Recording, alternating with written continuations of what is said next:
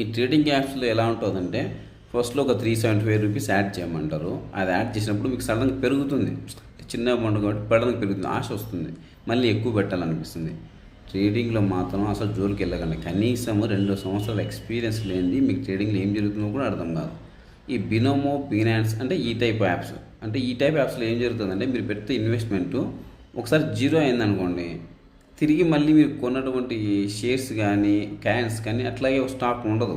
ఇంక జీరో అయిందంటే మీ డబ్బులు పోయినట్టే. మీకు క్యాపిటల్గా షేర్స్ రూపంలో కానీ కాయిన్స్ రూపంలో కానీ స్టాక్స్ అనేది చూపించదు. అంటే ఒకటేసారి పెడితే వస్తుంది, జూదం లెక్క అనమాట. అంటే ఒకసారి మనం జూదంలో పెడితే వస్తాయి, లేదంటే పోతాయి.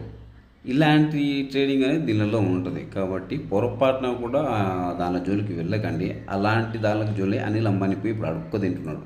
అంటే ఫాస్ట్ రిటర్న్గా ఇచ్చేటువంటి షేర్స్లో పెట్టి నష్టపోయి అనిల్ అంబానీ అడుక్కు తింటున్నాడు.